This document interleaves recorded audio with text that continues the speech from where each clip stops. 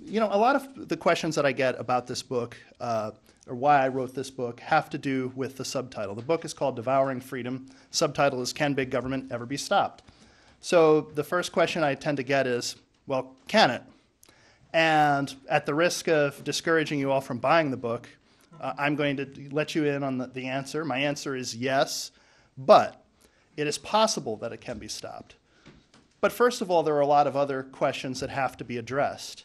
And in my book, one of the things that I do, it's essentially a story about what are the political prospects of limited government. And when I started writing the book, we did not know who was going to be the next president, but we did know that it was going to be a relevant issue regardless of who won the election. I don't think, I'm a Massachusetts native myself, I don't think that there was any real danger that government was going to get drastically smaller if Mitt Romney had been elected president. I know that that's a shocking thing for many people to grapple with, but I think that it's clearly the record is the case that that was unlikely. But certainly there is no probability that it was going to get at all smaller if the President Obama was reelected as he was. And after the president's reelection, I think a lot of conservatives and libertarians were demoralized, particularly people who thought that Romney was going to win in some kind of a landslide, were worried that Obama's reelection meant that the country had changed in some fundamental, irreversible way. They began to doubt after the 2010 elections had looked pretty good for groups like the Tea Party and for conservative Republicans. They began to doubt that big government actually could be stopped. So that's one of the reasons why I think having this discussion is important. I think that there is no reason for people to give up all hope. I think when you look at the trajectory of American politics in the last few election cycles, it's been very volatile. And we've seen a lot of change in a very short period of time. You're a young audience, but for the most part, but I think you're all old enough to remember the permanent Republican majority that was going to happen after 2004. You remember that? That was going to be ushered in part by the American people's opposition to gay marriage. You remember that?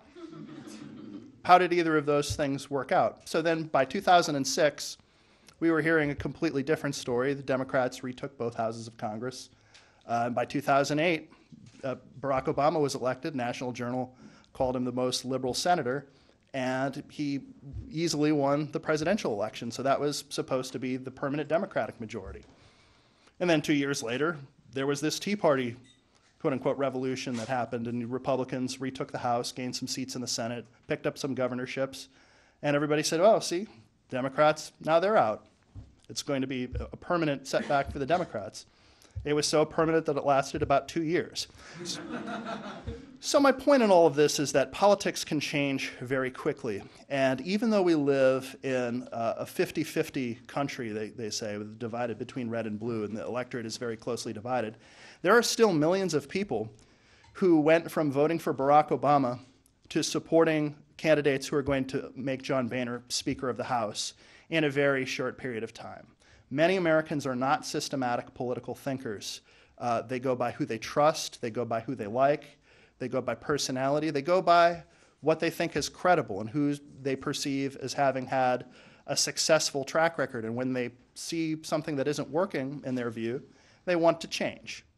And so just as I think the Keynesian liberalism of the Obama administration is ascendant due to the failures, real and perceived, of the Bush administration, I think it is a real opportunity for conservatives and libertarians to capitalize on what will be the real failures of the Obama administration. But there are, I think, a lot of other issues simply before you can even get to the question of whether you can use politics to stop the growth of government or to curtail the growth of government in some way. We have many people who question whether big government is even a problem. Does big government exist as something other than a slogan? There is this view, I call it a sort of liberal form of American exceptionalism, where there are people who argue that having annual deficits that are almost as big as the federal budget when Bill Clinton was president is not really a problem. There are people who argue that having the publicly held debt be a majority of our economy is not really a problem.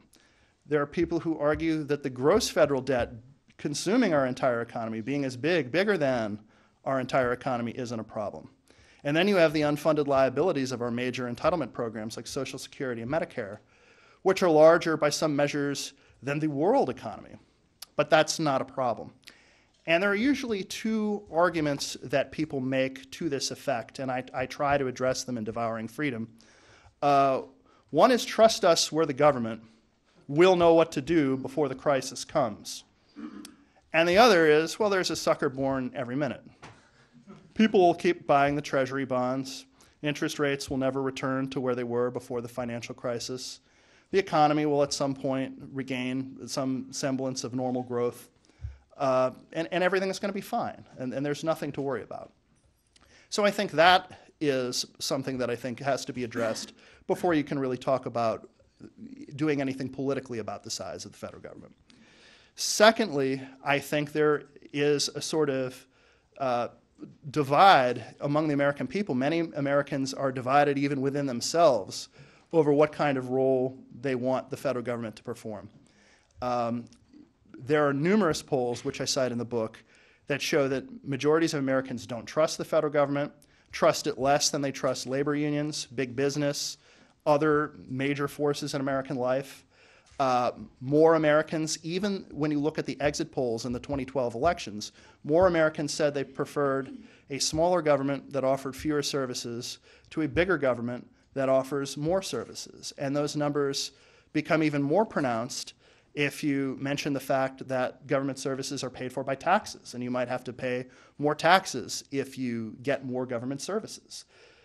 But at the same time, even many of the same Americans who would answer in a limited government way when asked that question by pollsters do not, in fact, want the federal government to stop doing a lot of the things that it currently does, or they don't see it as having an immediate or near-term cost to them. And so I think there are two examples of this that to me, I think really encapsulate this well. And I'm going to focus on people who are more conservative rather than more moderate for these examples. The New York Times did a story on the Tea Party, and they quoted a woman named Jodine White, and she said that she was conflicted with these entitlements and things like that. She says, I guess I want my Social Security and smaller government too, which is, there are people who ought to be more familiar with the workings of the federal budget than random people quoted in news stories who nevertheless take a similar viewpoint.